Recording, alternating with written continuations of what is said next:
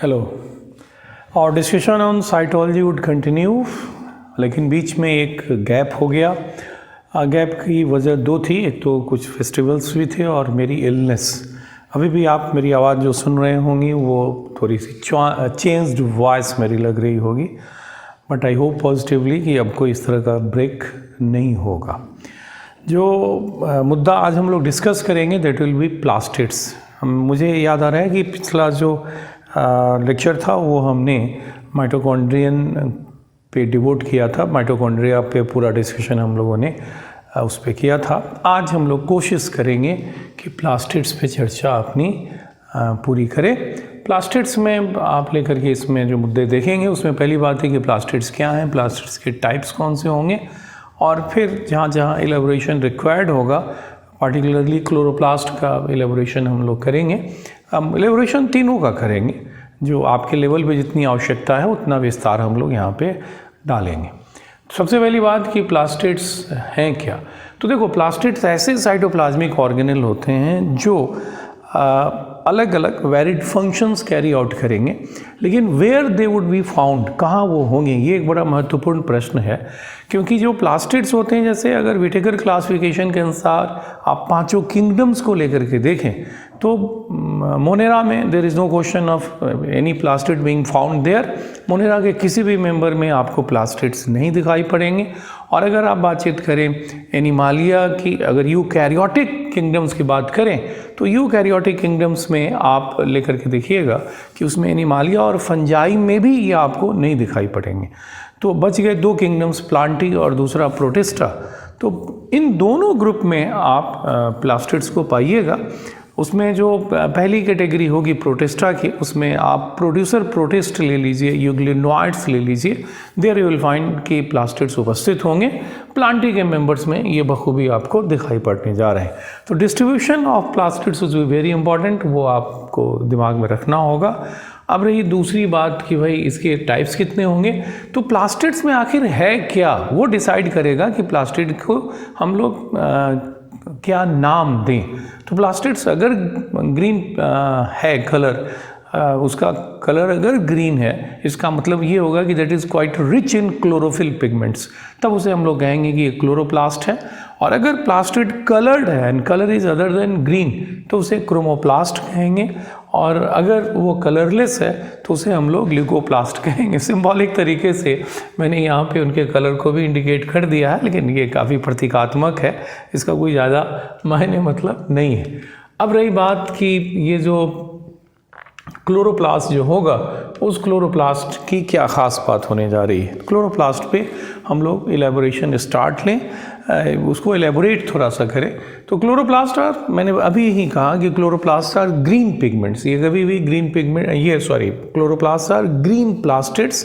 और green plastids अगर हम कह रहे हैं तो इसका मतलब होगा कि such plastids are rich, they are quite rich in chlorophyll pigments. वहाँ पे क्लोरोफिल पिगमेंट्स की बहुतायत होगी and that's why colour of this type of plastid would be green.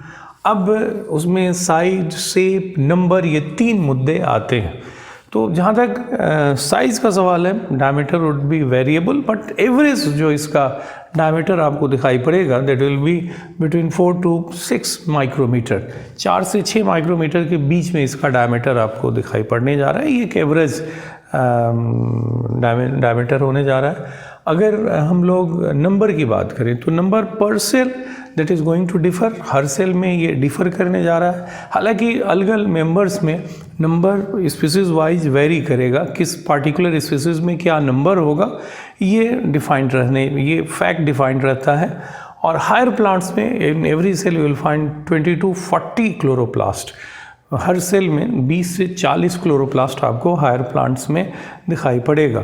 Shape की बात करें तो शेप भी फिर वही बात कि वेरिएबल होगा, हायर प्लांट्स में डिस्क्वायर्ड होंगे। लेकिन अगर अलगल मेंबर को लेकर के देखें तो अलगल मेंबर्स के केस में आप देखिएगा कि पार्टिकुलर टाइप का क्लोरोप्लास्ट, मतलब chloroplast having a particular shape, ये अलगी के एक पार्टिकुलर स्पीसीज की खास बात होने जा रही है। यहाँ पे कुछ पॉपुलर एग्जाम्पल हमने ऐड कर दिया है। जैसे अगर आप क्लेमाइडोमोनास की बात करें तो आपको पता है क्लेमाइडोमोनास यूनिसेलुलर मोटाइल ग्रीन अलगा है।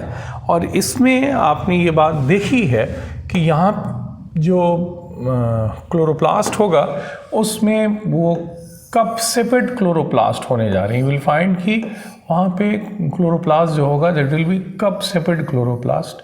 अब इसके अंदर अगर आप क्लोरोप्लास्ट देखें तो आप पाइएगा कि यहाँ पे कप सेपेड क्लोरोप्लास्ट उपस्थित होगा। You will find presence of cup shaped chloroplast. यहाँ पे आप देखिएगा कि कप सेपेड क्लोरोप्लास्ट उपस्थित होने जा रहा है। और उसी तरह अगर आप स्पाइरोगाइरा को लेकर के देखें तो स्पाइरोगाइरा में आप पाइएगा कि ये, पहले मैं इसको लेबल कर दूं, स्पाइरोगाइरा एक फिलामेंटस फॉर्म है। जैसे ये एक स्पाइरोगाइरा हुआ, एक हिस्से को आप जस्ट इलेबोरेट कीजिए तो आप देखिएगा कि ये इस तरह के लंबे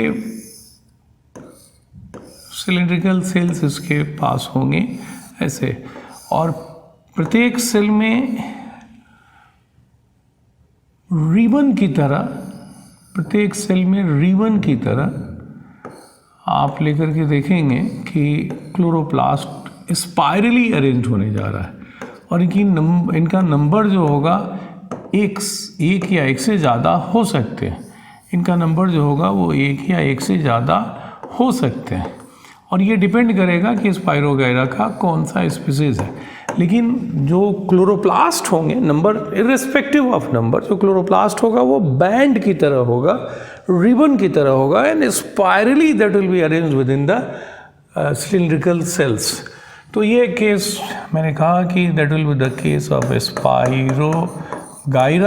अब उसी तरह लेकर के अगर आप देखें, अगर बात आप जिग्निमा की करें तो जिग्निमा भी इसी तरह का फिलामेंटस फॉर्म होगा, और इसमें भी लंबे सिलिंड्रिकल सेल्स आपको दिखाई पड़ेंगे। और इसके अंदर आप लेकर के देखिएगा कि स्टार सेपेड, दो स्टार सेपेड क्लोरोप्लास्ट जो होंगे वो उपस्थित होने जा रही हैं। Will find presence of star shaped chloroplast there. यहाँ पे स्टार सेपेड क्लोरोप्लास्ट आपको दिखाई पड़ेगा। ये केस जैसे हो गया किसका, that will be the case of Zygnema. उसी तरह अगर आप यूलोथ्रिक्स को लेकर के देखें तो ये भी बिल्कुल सिलिंड्रिकल फॉर्म्स होने जा रहे हैं, और ये जो सिलिंड्रिकल फॉर्म होंगे इसमें जो सेल्स होंगे वो लंबाई लिए हुए नहीं होंगे। ये जैसे एक सेल को लेकर के बनाएं, अगर हम लोग एक सेल को ड्रॉ करें यहाँ पे तो आप लेकर के देखिएगा कि इसमें कॉलर की तरह का you will find presence of collar like. यहाँ पे अगर आप लेकर के देखें तो आप पाइएगा कि कॉलर की तरह का यहाँ पे क्लोरोप्लास्ट आपको दिखाई पड़ेगा। Will find collar like chloroplast ulothrix के केस में। वहीं पे अगर आप लेकर के देखें हाइड्रोडिक्टियन तो वहाँ पे जाली नुमा नेटवर्क, मतलब वो जो होगा रेटिकुलेट हम लोग कहेंगे, जाली की तरह का क्लोरोप्लास्ट आपको दिखाई पड़ेगा। हायर प्लांट्स में डिस्क्वायर्ड होने जा रहा है। तो ये कुछ पॉपुलर एग्जाम्पल जो फ्रेश वाटर अल्गल फॉर्म में कुछ केसेस मैंने आपको बता दिए, ये हम जिस पृष्ठभूमि से, जिस जो जियोग्राफिकल एरिया हम लोगों का है वहाँ पे जो फ्रेश वाटर बॉडीज़ हैं, उन फ्रेश वाटर बॉडीज़ के ये कुछ पॉपुलर ग्रीन अलगा है जहाँ पे ये हमने इस तरह का क्लोरोप्लास्ट आपको बताया। और अलगी पढ़ते वक्त ये एग्जांपल साइट भी किए जाते हैं, दैट्स वाई इनके बारे में कह दिया गया। तो हायर प्लांट्स में डिस्क्वायर्ड हो गया, और अलगी के 4-5 मेंबर्स, जैसे क्लेमाइडोमोनास हमने कहा कि कप सेपेड हो गया, स्पाइरोगाइरा में रिबन की तरह होगा but that will be spirally arranged, star like Zygnema में हो गया। फिर हमने यूलोथ्रिक्स में कहा कि it will be like collar की तरह होगा, हर सेल में नंबर एक ही होगा वहाँ पे। और अगर हाइड्रोडिक्टियन को लेकर के देखें तो हाइड्रोडिक्टियन के केस में आपको ये बात बताई गई कि हाइड्रोडिक्टियन जो होगा वहाँ पे क्लोरोप्लास्ट जो होंगे वो बिल्कुल जाली की तरह होने जा रहे हैं, नेटवर्क की तरह होंगे, और उसको हम लोग कहते हैं कि ये क्या है, तो we refer that one as reticulate chloroplast. अब यहाँ से आप जिस मुद्दे पे शिफ्ट करेंगे वो होगा कि क्लोरोप्लास्ट का स्ट्रक्चर कैसा होगा। तो देखो, क्लोरोप्लास्ट अगर हम लोग देखें तो इसके 3 पार्ट्स आप देखिएगा। एक जो पार्ट अभी जो मैं ड्रॉ कर रहा हूँ, I am simply trying to show, मैं दिखाने की कोशिश कर रहा हूँ इसका इन्वेलप। ये जो पार्ट होगा ये इन्वेलप होगा, और इसके अंदर मेम्ब्रेन बाउंड बहुत सारी रचनाएं उपस्थित होंगी। तो ये जो मेम्ब्रेन बाउंड रचनाएं यहाँ पे आपको दिखाई पड़ने जा रही हैं, इन मेम्ब्रेन बाउंड स्ट्रक्चर को हम लोग नाम देते हैं, we refer them as thylakoid. इन रचनाओं को हम लोग कहेंगे कि थैलेक्वाइड हैं। और दूसरी तरफ आप लेकर के देखिएगा, इन रचनाओं को थैलेक्वाइड कहेंगे। और ये थैलेक्वाइड जो होंगे ये दो तरह के होने जा रहे हैं। ये थैलेक्वाइड जो होंगे कुछ इसमें डिस्क्वाइड होंगे और कुछ ट्यूबुलर होने जा रहे हैं। तो उनको हम लोग डिटेल बस थोड़ी देर बाद करेंगे। अभी मैं बस ये कहूँ कि ये जो स्ट्रक्चर्स हैं मेम्ब्रेन बाउंड, इसी को थैलेक्वाइड कहेंगे। और इसके अंदर जो तरल पदार्थ होगा, इस फ्लूइड को हम लोग कहने जा रहे हैं कि ये क्या होगा, we refer that one as a stroma. उस तरल पदार्थ को हम लोग कहेंगे कि ये स्ट्रोमा है। अब फर्दर डिटेल हम लोग आगे करेंगे। अभी बस मैंने ये कहा कि क्लोरोप्लास्ट में you are going to have 3 structures, 3 components, 3 constituents. एक हमने कहा इन्वेलप, दूसरा हमने आपको कहा कि मेम्ब्रेन बाउंड स्ट्रक्चर्स बहुत सारे वहाँ दिखाई पड़ेंगे जिनको हम लोग कलेक्टिवली थैलेक्वाइड्स, कलेक्टिवली नहीं, उन प्रत्येक जो मेम्ब्रेन बाउंड स्ट्रक्चर्स होंगे उनको थैलेक्वाइड कहेंगे। And they will be constituting lamellar system. और ये जो इनर मेम्ब्रेन जो होगा, इनर मेम्ब्रेन और थैलेक्वाइड के बाहर जो स्पेस होगी, that will be occupied by jelly-like fluid known as a stroma. Further detail हम लोग just within a few minutes करने जा रहे हैं। अब यहाँ पे सबसे पहली चर्चा की जो इन्वेलप होगा, उस इन्वेलप की क्या ख़ास बात होगी। तो देखो इन्वेलप, मैंने अभी आपको डायग्राम में दिखाया था कि इन्वेलप वुड हैव 2 मेम्ब्रेन्स। जो बाहर का मेम्ब्रेन होगा, जो इन्वेलप जो हुआ, उस इन्वेलप का जो बाहर का मेम्ब्रेन होगा उसको हम लोग कहेंगे कि दैट इज़ आउटर मेम्ब्रेन। और ऑब्वियस है कि जो इनर मेम्ब्रेन हो, इनर साइड में जो होगा, इनसाइड जो होगा, उसे हम लोग इनर मेम्ब्रेन कहेंगे, कोई स्पेसिफिक नाम इनका नहीं होगा। जो आउटर मेम्ब्रेन होगा, उस आउटर मेम्ब्रेन में एक बड़ी खास बात दिखाई पड़ेगी और वो ये होगा कि outer membrane is going to have porin. वो पोरीन दिखाएगा। पोरीन के बारे में आपको कई बार मैं समझा चुका हूँ। जब मैंने ग्राम नेगेटिव बैक्टीरिया पे डिस्कस किया था, उस समय भी ये बात बताई थी कि आउटर मेम्ब्रेन जो होगा, there you will find channel type protein known as porin. उसी तरह मैंने जब आउटर माइटोकॉन्ड्रियल मेम्ब्रेन पे बातचीत की थी, उस समय भी ये बात बताई गई थी। और माइटोकॉन्ड्रिया डिस्कस करते वक्त एंडोसिम्बाउंट हाइपोथेसिस एक्सप्लेन जो हमने किया था, वहाँ पे पोरीन की उपस्थिति के आधार पे हम लोगों ने माइटोकॉन्ड्रिया, क्लोरोप्लास्ट और ग्राम नेगेटिव बैक्टीरिया के बीच में एक रिलेशनशिप इस्टेब्लिश करने की कोशिश की थी। तो क्लोरोप्लास्ट के केस में भी आपको मैं बता रहा हूँ कि आउटर जो मेम्ब्रेन होगा, that membrane is going to have porin. Porin would be a channel type protein. और अगर चैनल टाइप प्रोटीन होगा तो इसका मतलब होगा कि बीच में एक स्पेस होगा और उस स्पेस का जो भी डायमीटर, जो वो ओपनिंग होगी, जो पैसेज होगा, उसका जो डायमीटर होगा, वो डायमीटर, उस डायमीटर से छोटी जो भी चीज़ होगी आराम से उसके ज़रिए मूव कर सकती है नॉन सेलेक्टिव तरीके से। तो wherever porin would represent, the permeability of the particular structure would increase substantially. जहाँ कहीं भी पोरीन होगा उसकी परमेबिलिटी बहुत ज़्यादा बढ़ जाएगी। यही बात यहाँ पे कही जा रही है। इनर मेम्ब्रेन की बात करें तो पोरीन नहीं होगा। पोरीन नहीं होने का मतलब होगा कि परमेबिलिटी कम होगी। लेकिन 2 और बड़े इंपॉर्टेंट फैक्ट्स यहाँ आएंगे। एक फैक्ट ये आएगा कि यहाँ पे फॉस्फोलिपिड की कमी होने जा रही है। Inner membrane would be poor in phospholipid molecules, but ये कंपनसेट होगा कैसे? तो ये कंपनसेट होगा रिच ग्लाइकोलिपिड के कारण। यहाँ पे आप लेकर के देखिएगा कि जो आउटर मेम्ब्रेन होने जा रहा है, उस आउटर मेम्ब्रेन में काफ़ी ज़्यादा ग्लाइकोलिपिड्स, आपको न्यूट्रल ग्लाइकोलिपिड्स वहाँ काफ़ी ज़्यादा दिखाई पड़ेंगे। तो जो महत्वपूर्ण बात है इन्वेलप में आएगी, इन्वेलप जो होगा that will be having 2 membranes. एक आउटर मेम्ब्रेन जो होगा उसमें पोरीन उपस्थित होगा, लेकिन पोरीन की उपस्थिति जो होगी वो इसकी परमेबिलिटी को बढ़ा देगा। ये बात बार बार कही जाती है। इनर मेम्ब्रेन की बात अगर करें तो वहाँ पे पोरीन नहीं है, परमेबिलिटी इसलिए कम होगी, फॉस्फोलिपिड मॉलिक्यूल की भी कम होंगे और वहाँ पे काफ़ी ज़्यादा संख्या में न्यूट्रल ग्लाइकोलिपिड होने जा रहे हैं। न्यूट्रल ग्लाइकोलिपिड के मॉलिक्यूल्स वहाँ पे ढेर सारे दिखाई पड़ेंगे। ये एक 3 डायमेंशनल डायग्राम लिया गया है और इस 3D डायग्राम जो है उसमें आप लेकर के देखें तो ये जो हो गया वो it will be outer membrane और ये जो है वो इनर मेम्ब्रेन हो गया। और ये डिस्क की तरह की ये जो रचनाएं आपको दिखाई पड़ रही हैं, ये रचनाएं ग्रेना थैलेक्वाइड है। ये रचनाएं ग्रेनाथैलेक्वाइड हैं। और ये जो ग्रेनाथैलेक्वाइड हैं ऑब्वियस है कि एक के ऊपर एक ये अरेंज हैं, और इनके एक के ऊपर एक अरेंज होने की वजह से एक स्टैक, एक पाइल्ड अप फॉर्म बना हुआ है, उसको ग्रेनम कहेंगे। और एक ग्रेनम को, जैसे ये एक ग्रेनम हुआ तो ये दूसरे ग्रेनम के ज़रिए क्या है, इस तरह के बीच में ट्यूबुलर स्ट्रक्चर्स होंगे जिनके ज़रिए जुड़ेगा वो। तो ग्रेना बना हुआ होगा। ग्रेना जो होगा वो जिसे हम कहें कि पाइल्ड अप या थक्का है, वो बहुत सारे डिस्क लाइक स्ट्रक्चर का एक के ऊपर एक अरेंजमेंट की वजह से ग्रेनम बनेगा। और एक ग्रेनम को दूसरे ग्रेनम से ट्यूबुलर स्ट्रक्चर के ज़रिए कनेक्ट किया जाएगा। ओके, तो जो डिस्क्वाइड स्ट्रक्चर होंगे उन्हें ग्रेना लैमेला या ग्रेनाथैलेक्वाइड बोलेंगे, और जो उनको कनेक्ट करेगा ट्यूबुलर स्ट्रक्चर उसको हम लोग कहेंगे कि that will B stroma lamellae या स्ट्रोमा थैलेक्वाइड। एक मैं डायग्राम यहाँ पे थोड़ा ड्रॉ करके इस एंगल को मैं फर्दर एक्सप्लेन करने जा रहा हूँ। यहाँ पे एक सिंपल सा पहले डायग्राम ड्रॉ करके समझने की कोशिश कीजिए। ये हम लोग पहला काम कर रहे हैं कि यहाँ पे हम लोगों ने इन्वेलप को ड्रॉ कर दिया। This one would be the envelope. और इन्वेलप में पहली बात हम लोगों ने कही थी कि यहाँ पे क्या होगा, तो there will be outer membrane. यहाँ आप लेकर के देखेंगे कि आउटर मेम्ब्रेन होगा, और आउटर मेम्ब्रेन के साथ दूसरी तरफ आप लेकर के देखिएगा कि वो क्या होगा, इनर मेम्ब्रेन होने जा रहा है। यू विल फाइंड कि इनर मेम्ब्रेन होगा।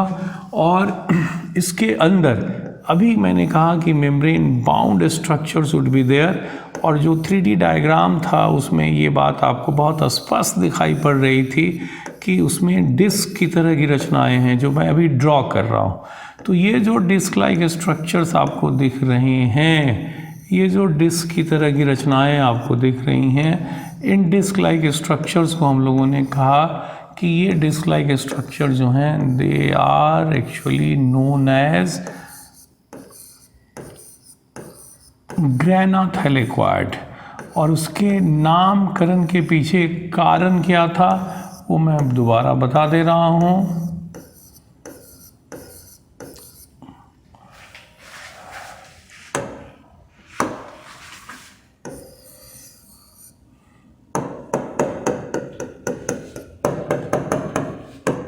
ये जो एक इंडिविजुअल डिस्क लाइक स्ट्रक्चर जो होगा, एक इंडिविजुअल जो डिस्क लाइक स्ट्रक्चर होगा, इसको हम लोग नाम देने जा रहे हैं। We refer this disc like structure as, इस डिस्क लाइक स्ट्रक्चर को हम लोग कहेंगे कि ये ग्रेनाथैलेक्वाइड है। We refer this one as grana thylakoid, इसी को कहेंगे कि ये ग्रेनाथैलेक्वाइड। और ये जो तमाम यहाँ से ये पाइल्ड अप जो पूरा फॉर्म हुआ, स्टैक्ड जो फॉर्म हुआ, इसको हम लोग कहेंगे कि इट इज़ ग्रेनम। ये क्या होगा, इसको ग्रेनम कहेंगे। ये सिंगल सर्कुलर डीएनए आपको दिखाई पड़ेगा। बीच में ये जो तरल पदार्थ है इसको हम लोगों ने कहा कि ये स्ट्रोमा होने जा रहा है। और ये जो ट्यूबुलर रचनाएं जो इनको कनेक्ट करेंगे इसको हम लोग कहेंगे कि ये स्ट्रोमा थैलेक्वाइड है। That will be known as stroma thylakoid. ये हो गया क्या चीज़, तो sectional view of, it is sectional view of chloroplast. इसी को कहेंगे कि ये क्या होगा, तो it will be sectional view of chloroplast. Okay, अब यहाँ पे डिस्कशन को एक बार और आप रिपीट कर लीजिए।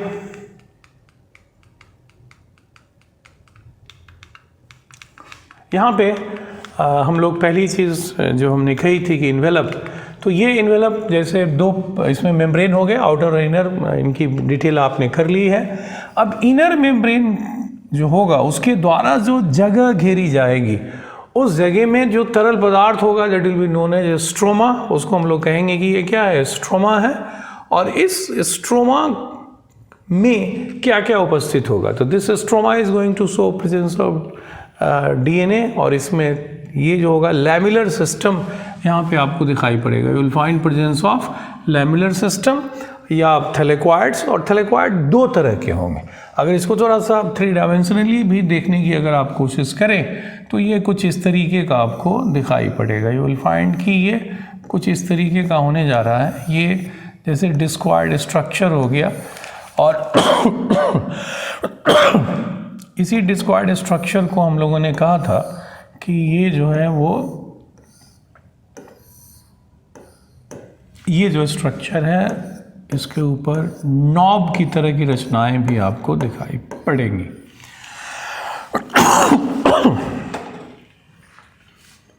तो ये रचना, इसी को हम लोग बार बार कह रहे हैं कि ये क्या है, ग्रेना थैलेक्वाइड है।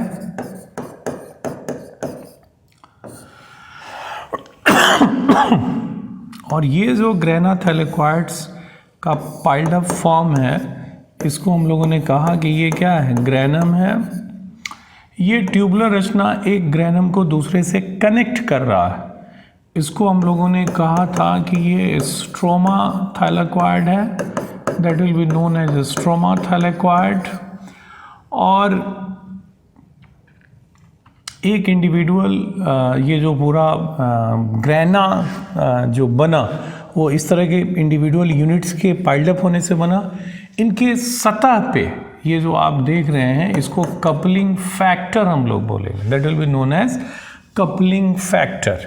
तो इसको आप कह दीजिए कि ये पार्ट ऑफ लैमिलर सिस्टम है, it will be part of lamellar system, ये लैमिलर सिस्टम का पार्ट होगा या थैलेक्वाइड के सिस्टम का। एक इलेबोरेशन और भी मैं किए देता हूँ, डिस्क्राइब तुरंत मैं कर दूंगा, डायग्राम में ड्रॉ कर दे रहा हूँ पहले।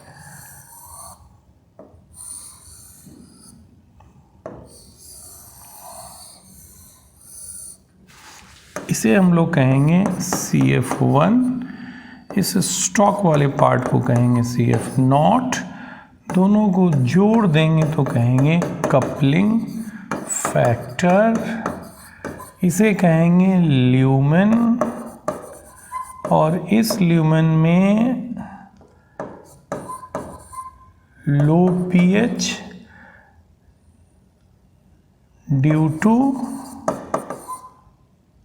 हाई प्रोटॉन कंसंट्रेशन, और ये प्रोटॉन जो होगा, ये प्रोटॉन बाहर की तरफ ATP बनाते वक्त शिफ्ट करेगा और इसकी वजह से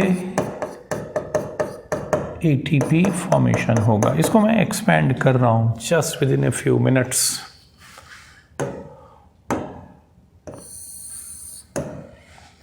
वापस आइए पहले डिस्क्रिप्शन पे। यहाँ पे सबसे पहली बात हम लोग मेम्ब्रेन के बाद लेकर के देखें, that will be related to stroma. तो देखो ये जो कहा गया कि ये जो इनर मेम्ब्रेन होगा, उस इनर मेम्ब्रेन और थैलेक्वाइड के बाहर, इनर मेम्ब्रेन से अंदर और थैलेक्वाइड के बाहर जो स्पेस होगा, that space would be occupied by jelly like fluid known as stroma. और ये हमेशा एक protein rich alkaline aqueous fluid होगा। स्पेस मैंने बता दिया कि किसको ऑक्युपाई ये करने जा रहा है।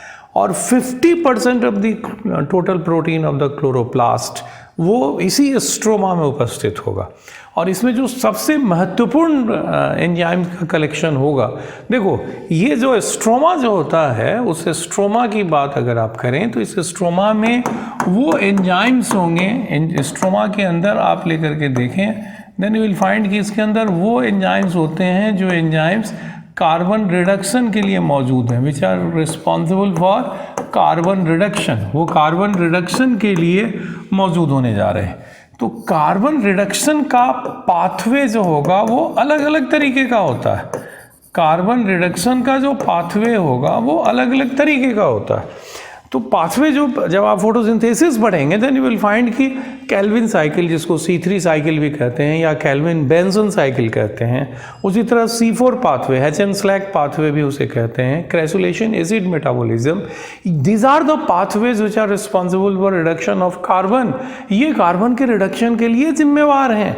तो ये जो रिडक्शन के लिए पाथवे जिम्मेवार होंगे, where this pathways are going to take place, तो ये पाथवे संपन्न होने जा रहे हैं स्ट्रोमा में। दैट सिंपली मीन्स कि इन पाथवे के डिफरेंट स्टेप्स को कैटलाइज करने वाले एंजाइम्स जो होंगे, they will be present in stroma. तो ये दूसरी बात यही आपको दिमाग में रखनी होगी कि जो एंजाइम्स हैं कार्बन फिक्सेशन के, जैसे केल्विन साइकिल या C3 साइकिल, हेचन स्लैग यानी C4 पाथवे और क्रेसुलेशन एसिड मेटाबॉलिज्म या जिसे कैम आप नाम देते हैं, ये जो इसके जो एंजाइम्स होंगे वो एंजाइम्स उपस्थित होने जा रहे हैं स्ट्रोमा। और ऑब्वियस है कि इसके अलावा थैलेक्वाइड हो गया, DNA हो गया और राइबोसोम्स हो गए। अब यहाँ पे थैलेक्वाइड को लेकर के देखें तो मैं कई बार ये डिस्क्राइब कर चुका कि थैलेक्वाइड जो होंगे वो मेम्ब्रेन बाउंड स्ट्रक्चर होंगे। जो मेम्ब्रेन होगा वो किस तरह का शेप बना रहा है, तो 2 types of shapes are possible, 2 तरह के शेप पॉसिबल हैं जो हम लोगों ने यहाँ दिखाया है। डिस्क की तरह का ग्रेना थैलेक्वाइड है, ग्रेना लैमेली, उनके पाइल्ड अप होने की वजह से ग्रेनम बनेगा। लेकिन क्या ग्रेना हर तरह के क्लोरोप्लास्ट में होंगे, तो उसका जवाब ना है। आपको ये बात दिमाग में रखनी होगी, ये बात आपको दिमाग में रखनी होगी कि जो C4 प्लांट्स होते हैं, जो भी C4 प्लांट्स होंगे, उन C4 प्लांट्स में जैसे यहाँ पे कहा गया C4 प्लांट का जैसे एक पॉपुलर एग्जांपल आप ले लीजिए, मेज प्लांट ले लें या आप ले लें शुगर केन। तो शुगर केन हो या मेज प्लांट हो, उनका जो बंडल शीथ सेल होगा, उन बंडल शीथ सेल में जो क्लोरोप्लास्ट होंगे, उन क्लोरोप्लास्ट में आप देखिएगा कि ग्रेना नहीं होने जा रहे हैं। तो ग्रेना की उपस्थिति सामान्य बात है, लेकिन it would not be, grana would not be found in every kind of chloroplast. There are cases where grana would be missing. और कहाँ पे मिसिंग होंगे, तो C4 प्लांट के बंडल सेल्स के क्लोरोप्लास्ट में ग्रेना नहीं होंगे। यहाँ पे ये एक इन्फॉर्मेशन है, लेकिन जब आप C4 प्लांट्स पे डिस्कशन करेंगे, देयर यू विल फाइंड, जो C4 प्लांट होगा उस पर जब आप डिस्कस करेंगे तो वहाँ पे इस बात को हम लोग जस्टिफाई करेंगे कि why chloroplast are a granal here. लेकिन यहाँ पे तो अभी आपको इसको एक इन्फॉर्मेशन के रूप में ही दिमाग में रखना होगा। इसके बाद जो मुद्दा यहाँ पे है कि अगर आप लेकर के देख रहे हैं कि ग्रेना जो है उनको ये ग्रेना अलग अलग जैसे बने हुए हैं, तो ये ग्रेना जुड़ कैसे रहे हैं, तो उनको जोड़ने के लिए ट्यूबुलर स्ट्रक्चर्स आर रिस्पॉन्सिबल, और उसको हम लोग स्ट्रोमा थैलेक्वाइड या स्ट्रोमा लैमिला बोलेंगे। एक और चीज़ कि इन लैमिलर सिस्टम के मेम्ब्रेन में क्या होगा, तो देयर विल बी पिगमेंट्स, और जो पिगमेंट्स होंगे उनका डिस्ट्रीब्यूशन भी आपको याद रखना होगा। ग्रेना थैलेक्वाइड के अंदर जो ग्रेना थैलेक्वाइड होगा, यहाँ पे आप लेकर के देखिएगा कि फोटोसिस्टम 2 के पिगमेंट्स होंगे, और ये जो हिस्सा होगा, ये जो पार्ट होने जा रहा है, इस पार्ट में आप लेकर के देखें स्ट्रोमा लैमिला में, तो वहाँ पे फोटोसिस्टम 1 के पिगमेंट होंगे या पिगमेंट सिस्टम 1 के पिगमेंट होने जा रहे हैं। तो यहाँ पे आपको दिख रहा है कि चूँकि ग्रेना बहुत हैं, तो नेचुरली फोटोसिस्टम 2 की हमेशा बहुतायत होने जा रही है कंपेयर टू फोटोसिस्टम 1।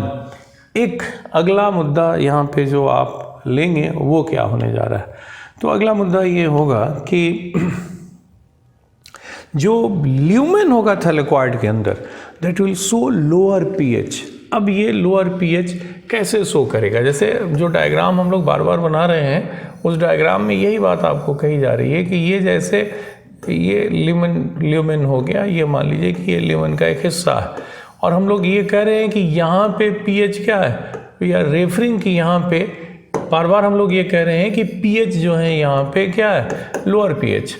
तो यहाँ पे लोअर पीएच कैसे होगा, ये तभी होगा जब प्रोटॉन इसके अंदर आए, प्रोटॉन अंदर आए, तो स्ट्रोमा से प्रोटॉन जो होगा that will inter lumen of the thylakoid. Stroma से ल्यूमेन के अंदर उसको लाया जाएगा। कब वो आएगा, तो जब आप फोटोसिंथेसिस पढ़ेंगे, लाइट रिएक्शन जब पढ़ेंगे, तो उस समय जो इलेक्ट्रॉन का फ्लो होगा, during the flow of electron protons would be pumped from stroma to lumen of the thylakoid, और as a result of this proton pumping pH would decrease, यानी एक pH ग्रेडियंट बनेगा across the membrane of the thylakoid. Thylakoid के membrane के cross एक pH gradient बनने जा रहा है। यही बात यहाँ पे आपको दिखाई जा रही है कि एक pH का ग्रेडियंट यहाँ पे बना, एक लोअर pH है, जबकि बाहर की तरफ क्या होगा, डेफिनेटली pH जो होगा हाई होगा। इस pH ग्रेडियंट के बिना ATP की सिंथेसिस नहीं संभव थी। जब आप केमी ऑस्मोटिक हाइपोथेसिस पढ़ेंगे, फोटोसिंथेसिस या सेलुलर एस्पायरेशन में देयर यू विल फाइंड कि इस पीएच ग्रेडियंट के बिना एटीपी की सिंथेसिस इम्पॉसिबल है। एटीपी बनते वक्त प्रोटॉन जो होगा they will move passively through this coupling factor. यही बात मैं कई थोड़ी देर से बताने की कोशिश कर रहा था कि जो यहाँ ग्रेना थैलेक्वाइड जो होंगे उनकी सतह पे नॉब की तरह बहुत सारी रचनाएं दिखाई पड़ेंगी, और ये रचनाएं वैसी ही हैं जैसा कि F0 F1 पार्टिकल थी कहाँ पे, इनर माइटोकॉन्ड्रियल मेम्ब्रेन के क्रिस्टा में, लेकिन वहाँ उसे हम लोगों ने F0 F1 पार्टिकल कहा था। यहाँ पे हम लोग कह रहे हैं कि जो स्टॉक की तरह का हिस्सा है दैट इज CF0, और जो बाहर की तरफ निकला हुआ जो पार्ट है नॉब की तरह, रैकेट के हेड की तरह, उस हिस्से को हम लोग कहेंगे कि ये जो पार्ट है वो पार्ट जो है CF1 है, that is known as CF1, और कलेक्टिवली इनको हम लोग कहेंगे कि ये कपलिंग फैक्टर है। कलेक्टिवली इनको हम लोग कहने जा रहे हैं कि ये कपलिंग फैक्टर होगा। तो there is presence of coupling factor, और कपलिंग फैक्टर के कारण एक पार्टिकुलर टाइप की एसिमेट्री आपको यहाँ पे दिखाई पड़ेगी। ऐसी ही एसिमेट्री आपको बताई गई थी कि एग्जिस्ट करता है कहाँ पे, क्रिस्टा के अंदर। आप याद कीजिए कि जो क्रिस्टा आपको समझाया गया था, उस क्रिस्टा पे जो बातचीत आपने की थी, उस क्रिस्टा की बातचीत में आपको मैंने इस तथ्य पे काफ़ी जोर दिया था कि यहाँ पे जो डिस्कशन क्रिस्टा के बारे में हम लोगों ने किया था उसमें ये बात बताई गई थी कि वहाँ पे क्रिस्टा जो होगा उस क्रिस्टा के अंदर इस तरह का रैकेट की तरह की रचनाएं होने जा रही हैं। ये जैसे रैकेट की तरह रचना हुई, और इन रैकेट लाइक स्ट्रक्चर की उपस्थिति की वजह से जब इसे आप बीचों बीच डिवाइड करेंगे तो बीचों बीच डिवाइड करने की वजह से एक पार्टिकुलर तरह की एसिमेट्री यहाँ दिखाई पड़ेगी। एग्जैक्टली इसी तरह की एसिमेट्री यहाँ पे भी दिख रही है, लेकिन दोनों में एक फ़र्क होगा। दोनों में फ़र्क होगा कि यहाँ पे पीएच जो था, यहाँ पे जो आउटर चैम्बर था वहाँ पे लोअर पीएच था, आउटर चैम्बर में लोअर पीएच था। यहाँ पे ल्यूमेन के अंदर लोअर पीएच है। यहाँ जो ल्यूमेन है यहाँ पे आप लेकर के देख रहे हैं कि पीएच क्या है, लोअर पीएच है। तो जब एटीपी बनेगा तो एटीपी बनते वक्त प्रोटॉन यहाँ अंदर आएगा, मैट्रिक्स के अंदर आएगा, और यहाँ जब एटीपी बनेगा तो प्रोटॉन कहाँ जा रहा है, प्रोटॉन जो होगा वो बाहर की तरफ मूव कर रहा है। प्रोटॉन जो होगा that will move from lumen of thylakoid to stroma. तो ऑब्वियस है कि माइटोकॉन्ड्रिया में जो पीएच माइटोकॉन्ड्रिया में जो प्रोटॉन का डायरेक्शन होगा वो एटीपी बनते वक्त वो बाहर से अंदर की तरफ होने जा रहा है, बाहर से अंदर की तरफ वो मूव करेगा, जो यहाँ मैं दिखा रहा हूँ। लेकिन अगर क्लोरोप्लास्ट की बात करें तो क्लोरोप्लास्ट में आप लेकर के देखेंगे कि ये अंदर से बाहर की तरफ मूव करेगा जब एटीपी बनना होगा।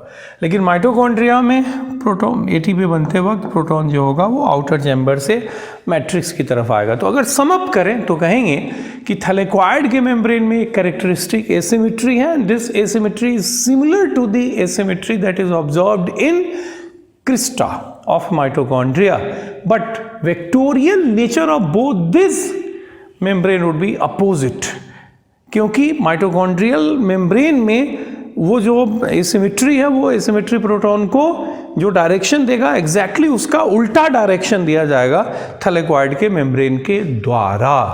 ये दोनों बातें सेलुलर एस्पायरेशन पढ़ते वक्त और फोटोसिंथेसिस पढ़ते वक्त आपको दोबारा मिलेंगी। हो सकता है कि अभी कई लोगों को ये बातें गले के नीचे न उतरें, लेकिन फोटोसिंथेसिस और सेलुलर एस्पायरेशन में they would represent very important fact. इसके बाद आप जिस मुद्दे पे आते हैं वो मुद्दा होगा थोड़ी थैलेक्वाइड से रिलेटेड एक दो चीज़ें और भी। हालांकि ये ऑलरेडी मैं पिगमेंट डिस्ट्रीब्यूशन बता चुका हूँ कि ग्रेना लैमेला में फोटोसिस्टम 2 होगा, PS1 या फोटोसिस्टम 1 जो होगा स्ट्रोमा लैमेला में होगा, that will B tubular structure. और एसिमेट्री का मुद्दा अभी जस्ट हमने डिस्कस किया। एक मुद्दा और रह गया था एंड दैट इज़ राइबोसोम। जो स्ट्रोमा होगा क्लोरोप्लास्ट का, वहाँ पे राइबोसोम जो होंगे 70S टाइप के होंगे। आपको ये बात हालांकि बताई हुई है कि इसमें बड़ा जो सब यूनिट होगा लार्ज जो सब यूनिट होगा, ये लार्ज सब यूनिट होने जा रहा है 50s टाइप का, और जो स्मॉल सब यूनिट होगा, जो स्मॉल सब यूनिट होगा, ये स्मॉल सब यूनिट होने जा रहा है 30s टाइप का, और इन्हीं के मिलने से 70s टाइप का राइबोसोम बनेगा। और स्ट्रोमा में ये पॉलीजोम के रूप में भी रहेंगे, और जहाँ भी पॉलीजोम बनता है निश्चित तौर पे उनके बीच में मैसेंजर आरएनए आपको दिखाई पड़ेगा। इसके बाद बात आती है डीएनए की। तो देखो, जो डीएनए स्ट्रोमा में पाया जाएगा उसको सीटी या सीपी डीएनए या क्लोरोप्लास्टिडियल डीएनए बोलेंगे, या प्लास्टोम भी बोलते हैं, that is also known as plastome. अब ये धीरे धीरे ज़्यादा पॉपुलर होता जा रहा है। सामान्यतः डीएनए एक होगा, सर्कुलर होगा, डबल स्ट्रैंडेड होगा। और अब यहाँ के बाद जो मुद्दा आएगा वो होगा कि जो क्लोरोप्लास्ट है that will B a semi autonomous organelle. देखो, जब हमने माइटोकॉन्ड्रिया डिस्कस किया था उस समय भी ये बात बताई थी कि माइटोकॉन्ड्रिया के पास अपनी आवश्यकता के कुछ प्रोटीन को बनाने की क्षमता होती है, because mitochondria are having DNA and ribosomes. Exactly ये आर्गुमेंट हूबहू यहाँ पे लागू होगा कि क्लोरोप्लास्ट के पास भी डीएनए और राइबोसोम्स हैं which represent protein synthesising machinery, और इस प्रोटीन सिंथेसाइजिंग मशीनरी की मदद से वो अपनी आवश्यकता के कुछ प्रोटीन को बना लेता है, and that's why chloroplast would also be referred as semi autonomous organelle. इसीलिए उसे कहेंगे कि ये क्या होगा, सेमी ऑटोनोमस ऑर्गेनेल होने जा रहा है, इसीलिए उसे हम लोग कहेंगे कि ये सेमी ऑटोनोमस ऑर्गेनेल होगा। यहाँ पे एक रुबिस्को का एग्जाम्पल जरूर आप दिमाग में रखिएगा। देखो, रुबिस्को दुनिया का सबसे एबंडेंट प्रोटीन है। रुबिस्को जो है that's the most abundant protein on this earth, और ये स्ट्रोमा में पाया जाएगा। कार्बन जो रिडक्शन होगा उसका सबसे महत्वपूर्ण एंजाइम होगा ये। तो बाकी चीज़ें उसके बारे में आप फोटोसिंथेसिस में पढ़ेंगे, लेकिन इसकी सिंथेसिस का सीधा ताल्लुक क्लोरोप्लास्ट से। अगर आप लेकर के देखो रुबिस्को को, देन यू विल फाइंड कि इसमें बड़े और छोटे दो तरह के सब यूनिट्स हैं। जो बड़ा सब यूनिट होगा, रुबिस्को का जो बड़ा सब यूनिट होगा, उसके लिए इंफॉर्मेशन जो होता है, information for synthesis of the large subunits of rubisco जो होगा, that will be present in chloroplastidial DNA. जो क्लोरोप्लास्ट के अंदर डीएनए है उसके पास इंफॉर्मेशन मौजूद होगा for the large subunits of rubisco, और उस इंफॉर्मेशन को यूज करके लार्ज सब यूनिट को within the stroma synthesize किया जाएगा। लेकिन वहीं पे अगर आप स्मॉल सब यूनिट ऑफ द रुबिस्को की बात करें तो सिंथेसिस उसकी जो होगी उसके लिए इंफॉर्मेशन न्यूक्लियर डीएनए के पास होगा, और न्यूक्लियर डीएनए के पास अगर ये होगा तो फिर उस इंफॉर्मेशन को यूज करके साइटोप्लाज्म में स्मॉल सब यूनिट बनाए जाएंगे, और उस स्मॉल सब यूनिट को वहाँ से क्लोरोप्लास्ट के अंदर ले आया जाएगा, और फिर उसके बाद रुबिस्को एक फंक्शनल स्ट्रक्चर के रूप में सामने आएगा। तो मैंने कहा ना कि स्मॉल सब यूनिट के लिए इंफॉर्मेशन न्यूक्लियर डीएनए के पास, बड़े वाले के लिए सूचना क्लोरोप्लास्टिडियल डीएनए के पास। यानी रुबिस्को बनाना है तो दो न्यूक्लियर जेनेटिक सिस्टम को आपस में कोऑपरेट करना होगा। That's very important point. और अब यहाँ से आप शिफ्ट कर जाते हैं, क्लोरोप्लास्ट की भूमिका क्या होगी, ज़्यादा कोई माथापच्ची नहीं है। Chloroplast is the site of photosynthesis. लेकिन इसको एक्सपैंड करूँ थोड़ा सा, उसके पहले एक चीज़ और मैं बता दूँ कि फोटोसिंथेसिस की साइट क्लोरोप्लास्ट ज़रूर है, but it does not mean that in absence of chloroplast there will be no photosynthesis. ये बात कुछ वैसी ही होगी कि अगर किचन नहीं है तो खाना नहीं बनेगा, ये नहीं हो सकता है। बिना किचन का भी खाना बनता है, तो बिना क्लोरोप्लास्ट के भी फोटोसिंथेसिस होगा। ये तथ्य दिमाग में रखिएगा, तो कहीं कोई समस्या नहीं होगी। मोनेरा यानी बैक्टीरियल सेल में भी फोटोसिंथेसिस होगा, हालांकि वहाँ क्लोरोप्लास्ट नहीं होते हैं। अब रही बात कि भाई क्लोरोप्लास्ट अगर फोटोसिंथेसिस की साइट है तो जो फोटोसिंथेसिस के का मैकेनिज्म जो है उसमें दो बातें हम लोग देखते हैं कि there will be light reaction, there will be dark reaction. Light reaction के बारे में हम लोग कहते हैं कि इसमें लाइट एनर्जी का इस्तेमाल करके केमिकल फॉर्म में एनर्जी को कंजर्व किया जाता है। लाइट एनर्जी के इस्तेमाल से ATP और NADPH बनाया जाता है। और लाइट एनर्जी को कौन एब्जॉर्ब करेगा? पिगमेंट्स। पिगमेंट कहाँ है? तो थैलेक्वाइड्स के मेम्ब्रेन में हैं, और ये पिगमेंट हमेशा वाटर इनसॉल्युबल पिगमेंट्स होंगे। क्लोरोफिल होगा, कैरोटीन होंगे, ज़ैंथोफिल होंगे, इस तरह के पिगमेंट होने जा रहे हैं।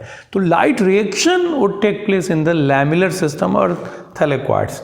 और फिर जो लाइट रिएक्शन का प्रोडक्ट होगा उसकी मदद से कार्बन डाइऑक्साइड को रिड्यूस करके शुगर बनाएंगे, जिसको हम लोग डार्क रिएक्शन कहते हैं। Dark reaction does not mean that it is going to take place in dark. Dark reaction simply means it does not require light directly. Dark reaction का सीधा मतलब है कि इसको सीधे तौर पे प्रकाश नहीं चाहिए। लाइट रिएक्शन में जो कुछ हुआ उसके प्रोडक्ट को उपलब्ध करा दीजिए, उसकी मदद से कार्बन डाइऑक्साइड को रिड्यूस करके शुगर बना लिया जाएगा। तो that will be known as dark reaction. It will take place in, dark reaction कहाँ होगा? तो डार्क रिएक्शन जो होगा it will take place in stroma. और लाइट रिएक्शन कहाँ होने जा रहा है? तो लाइट रिएक्शन के बारे में आप पाइएगा कि it will take place in the lamellar system. अब डार्क रिएक्शन में हमने स्ट्रोमा बताते वक्त आपसे ये बात कही थी कि कार्बन रिडक्शन अलग अलग तरीके से होगा। C3 पाथवे, जिसको हम लोग कैल्विन साइकिल या कैल्विन बेंसन साइकिल कहेंगे, PCR साइकिल भी कहते हैं। C4 पाथवे, हैचन स्लैग पाथवे, वो एक दूसरा तरीका हुआ। तीसरा CAM, crassulacean acid metabolism, further detail physiology में। अब रही बात कि फोटो रेस्पायरेशन, तो फोटो रेस्पायरेशन के कुछ स्टेप्स क्लोरोप्लास्ट में होंगे। तो कुछ स्टेप क्लोरोप्लास्ट में होंगे, और क्लोरोप्लास्ट के बाद आप लेकर के देखिएगा कि वो होगा पेरोक्सीजोम में। और तीसरी बात लेकर के देखेंगे कि माइटोकॉन्ड्रिया में भी इसके सर्टेन स्टेप्स होंगे। फोटो रेस्पायरेशन का मतलब होगा कि in presence of light there will be uptake of oxygen and release of carbon dioxide. कैसे ऑपरेट करेगा फिजियोलॉजी का हिस्सा है, लेकिन राइट नाउ इतना ज़रूर आप जानिए कि फोटो रेस्पायरेशन की क्रिया 3 अलग अलग ऑर्गेनेल में कंप्लीट की जाएगी। Chloroplast, peroxisome, mitochondria, in this sequence, इसी सीक्वेंस में ये ऑपरेट करेगा। और अब आप यहाँ से शिफ्ट कर जाएंगे क्रोमोप्लास्ट पे। देखो क्रोमोप्लास्ट, क्रोमा मतलब कलर होगा, तो ये कलर्ड प्लास्टिड है and colour would be other than green. Green के अतिरिक्त दूसरा कोई कलर होगा, और ऐसा इसलिए होगा क्योंकि वहाँ पे क्लोरोफिल की मात्रा कम होगी, कैरोटीन और ज़ैंथोफिल की मात्रा ज़्यादा होगी। और ये जो कैरोटीन और ज़ैंथोफिल हैं, इनको मैंने अभी तुरंत कहा था कि they will be water insoluble pigments. अब देखो प्रकृति में ऐसे फ्लावर्स आपको दिखाई पड़ेंगे, जो फ्लावर्स, ऐसे फ्लावर्स आपको दिखाई पड़ेंगे जिनमें वाटर सॉल्युबल पिगमेंट होगा। एंथोसाइनिन जैसे फ्लेवोनॉइड्स जो होंगे वाटर सॉल्युबल होंगे। तो जैसे पर्पल या वायलेट कलर का जो फ्लावर होगा उसके जो पिगमेंट्स होंगे वो वाटर सॉल्युबल होंगे। और ये वाटर सॉल्युबल पिगमेंट वैक्यूल में होते हैं, they are never found in chromoplast. Chromoplast में वाटर इनसॉल्युबल पिगमेंट होंगे। वाटर सॉल्युबल पिगमेंट जैसे हमने कहा ना कि फ्लेवोनॉइड्स या एंथोसाइनिन वगैरह जो हैं, ये वैक्यूल के अंदर दिखाई पड़ेंगे। दे will not be found in chromoplast, that's important. अब रही बात कि क्रोमोप्लास्ट कहाँ पाया जाएगा, तो भाई ये फ्लावर के पेटल्स में होंगे या पेरियंथ में होंगे, एक तो ये हो गया। दूसरा, फल अगर पकता है तो उस समय भी कलर अपीयर करेगा, वहाँ पे राइपनिंग ऑफ द फ्रूट के समय भी ये अपीयर कर सकते हैं। And there are certain leaves where chromoplast are found. और ऐसा जो कलर आएगा वो उसमें स्पष्ट रूप से ये बात इंडिकेट करता है कि क्लोरोफिल की मात्रा वहाँ घट गई है और बाकी जो कैरोटीन ज़ैंथोफिल है उनकी मात्रा बढ़ गई है। अब अगर फ्लावर में ये हैं तो that will make flower more attractive, और ये जो होगा वो बायोटिक एजेंट को इंटाइस करना है, आकर्षित करना है अपनी तरफ, ताकि पॉलिनेशन हो सके। ये एक तरह से विज्ञापन के रूप में काम करता है कि भाई आओ, यू शुड विजिट मी, क्योंकि मेरे पास तुम्हारे लिए भोजन है।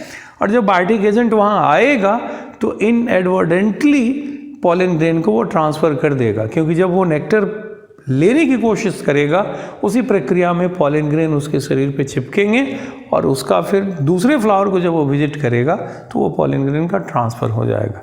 उसी तरह जो इसके फ्रूट होंगे, उन फ्रूट में भी उपस्थित होगा क्या चीज़, ढेर सारा न्यूट्रिएंट, कलर के माध्यम से उसका भी विज्ञापन होगा और उसी माध्यम से इसका सीड जो होगा दैट विल बी डिस्पर्स्ड। तो सीड का डिस्पर्सल और पॉलन ग्रेन को दूसरे फ्लावर तक पहुंचाना, पॉलिनेशन, इन दोनों को फैसिलिटेट करने में क्रोमोप्लास्ट की भूमिका होगी। Excuse me. अब बात आती है ल्यूकोप्लास्ट की। ल्यूकोस का मतलब ही होता है कलरलेस। तो अगर ऐसा कोई प्लास्टिड है जिसमें कलर नहीं है, यानी पिगमेंट्स नहीं है, तो वो ल्यूकोप्लास्ट होगा और इसमें कोई लैमिलर सिस्टम भी आपको नहीं दिखाई पड़ेगा। जो डिवाइडिंग सेल्स होते हैं, एम्ब्रायनिक सेल्स या मेरिस्टेमेटिक सेल्स होंगे, उसमें जो ल्यूकोप्लास्ट होगा they will not be true leucoplast, क्योंकि they can easily convert, they can easily transform themselves into, वो आसानी से अपने आप को ट्रांसफॉर्म कर सकते हैं दूसरे फॉर्म ऑफ द ल्यूकोप्लास्ट में। ये अपने आप को आसानी से दूसरे फॉर्म में ट्रांसफॉर्म कर सकते हैं। लेकिन अगर वो डिफ्रेंशिएटेड सेल में उपस्थित हैं, अगर वो डिफ्रेंशिएटेड सेल में उपस्थित हैं, तो फिर ऐसी स्थिति में आप लेकर के देखिएगा, अगर वो डिफ्रेंशिएटेड सेल में उपस्थित हैं तो फिर उनका दूसरे रूप में कन्वर्जन जो होगा वो नहीं होगा, ठीक है। तो वो ट्रू प्लास्टिड्स कहलाएंगे। तो एम्ब्रायनिक सेल या डिवाइडिंग सेल वाले जो फॉर्म होंगे उनको हम लोग कहेंगे कि ये जो हैं वो ट्रू ल्यूकोप्लास्ट नहीं है, और जो डिफ्रेंशिएटेड सेल्स में होंगे उनके ल्यूकोप्लास्ट ट्रू ल्यूकोप्लास्ट होंगे, क्योंकि उनका दूसरे रूप में कन्वर्सन नहीं होगा। डिफ्रेंशिएटेड वाले ट्रू, क्योंकि कन्वर्सन नहीं होगा, अनडिफ्रेंशिएटेड वाले नॉट ट्रू ल्यूकोप्लास्ट, क्योंकि वो दूसरे रूप में कन्वर्ट कर सकते हैं। अब ये ल्यूकोप्लास्ट जो होते हैं, उन ल्यूकोप्लास्ट में आप लेकर के देखेंगे कि काम क्या होगा। लैमिलर सिस्टम तो है नहीं, पिगमेंट है नहीं, तो ये स्टोरेज का काम करेंगे। और क्या स्टोर करेंगे, उसी आधार पे इनको हम लोग एमाइलोप्लास्ट कहेंगे। ये स्टार्च स्टोर करते हैं। Starch storing leucoplast would be amyloplast. Protein store करने वाले जो होंगे प्रोटीनोप्लास्ट उनको कहेंगे। और उसी तरह अगर आप लेकर के देखें, इफ वी टॉक अबाउट कि अगर आप लेकर के देखें कि ये जो है वो वायल या फैट स्टोर कर रहे हैं, तो उनको हम लोग कहेंगे कि ये क्या है, इलाइयोप्लास्ट या ओलियोप्लास्ट होने जा रहे हैं। यहाँ पे एक ओलियोजोम शब्द भी कई बच्चों ने पढ़ा हुआ होगा। देखो, ओलियोजोम शब्द जो होगा वो एक ऐसे साइटोप्लाज्मिक ऑर्गेनेल के लिए इस्तेमाल होता है जहाँ long term storage oil bodies का होगा। लेकिन इस तरह का लॉन्ग टर्म स्टोरेज इलाइयोप्लास्ट या ओलियोप्लास्ट में नहीं होने जा रहा है। That is mint for shorter, मतलब शॉर्ट टर्म स्टोरेज के लिए इसका इस्तेमाल किया जाता है। ओके, एल्यूरोप्लास्ट वाला केस थोड़ा स्पेसिफिक है, याद रखिएगा। जो स्टार्ची ग्रेन्स होते हैं उनमें जो स्टार्ची एंडोस्पर्म होगा, उसका जो बाहरी लेयर होगा सेल्स का, वो एलिरॉन लेयर कहलाता है। उसके सेल्स में ये एल्यूरोप्लास्ट एबंडेंटली पाए जाएंगे। तो ये चीज़ आपको कई जगह कोट की जाएगी, खास करके जब जिबरलिन वगैरह पढ़िएगा उस समय। अगली खबर ये है कि प्लास्टिड्स पे चर्चा आपकी पूरी होती है। इन जो चर्चा पूरी की गई उसमें थोड़ा सा इतिहास भी है, तो जिनको इतिहास में इंटरेस्ट है वो इसको आप देख लेंगे कि भाई सबसे पहला ये जो क्रेडिट जाता है ह्यूगो वॉन मॉल को जाता है क्लोरोप्लास्ट को डेफिनेटिव तौर पे डिस्क्राइब करने का। फिर उसको क्लोरोप्लास्टिड कहा गया शिम्पर के द्वारा। शिम्पर ने इंटरकन्वर्जन भी बताया था, leuco to chromo, chromo to chloro, ये इंटरकन्वर्जन शिम्पर ने भी बताया था। और स्ट्रासबर्गर ने पहली बार क्लोरोप्लास्ट शब्द का इस्तेमाल किया था। एक चीज़ और भी, एक फैक्ट शायद मैंने आपको पॉइंट आउट नहीं किया था कि क्लोरोप्लास्ट जो होंगे वो एनर्जी ट्रांसड्यूसर है, और उनके इसी भूमिका के कारण पृथ्वी पे जीवन संभव है। इसी भूमिका के कारण पृथ्वी पे जीवन संभव है। कभी भी हम लोग बायोस्फीयर को, यहाँ जो जाइंट इकोसिस्टम जो इस पृथ्वी पे है, जिसे हम लोग बायोस्फीयर कहते हैं, उस बायोस्फीयर को हम लोग हमेशा कहते हैं कि सोलर पावर्ड ड्रिवन, ये सूरज के द्वारा ड्राइव किया जाने वाला ये इकोसिस्टम है। और इसके लिए भोजन का एकमात्र स्रोत जो है वो सोलर एनर्जी है। And the energy that is being absorbed, solar energy को एब्जॉर्ब करने वाली जो रचना है वो क्लोरोप्लास्ट ही है, और वही जो ट्रैप की जाती है एनर्जी, उसी एनर्जी को कंजर्व करने के बाद ऑर्गेनिक कंपाउंड का सिंथेसिस किया जाता है, जिससे ये पूरा बायोस्फीयर रन करता है। तो ये शुरू में ही इंट्रोडक्टरी एक स्टेटमेंट लिखा ज़रूर गया है, मैंने इसको थोड़ा सा एक्सप्लेन नहीं किया था, हालांकि ये कई बार मैं पहले बता चुका हूँ, लेकिन जाते जाते ये बात मैं फिर रिपीट कर दूं कि क्लोरोप्लास्ट एक एनर्जी ट्रांसड्यूसर है, और इसकी इसी भूमिका के कारण हम सबका जीवन चलता है, क्योंकि यही सोलर एनर्जी को ट्रैप करके ऑर्गेनिक कंपाउंड्स के सिंथेसिस के लिए एनर्जी प्रोवाइड कराता है। With that I stop here. बीच में थोड़ी सी बाधाएं आई हैं खांसी की वजह से, लेकिन आई होप कि आप थोड़ा मतलब इसको आप ऐसे कोई समस्या नहीं खड़ी हुई होगी। आप अपना ख्याल रखिए, जम के पढ़ाई लिखाई करते रहिए। आई होप कि फिर नेक्स्ट डे हम लोग नए टॉपिक पे बातचीत कर पाएंगे। Thank you, take care.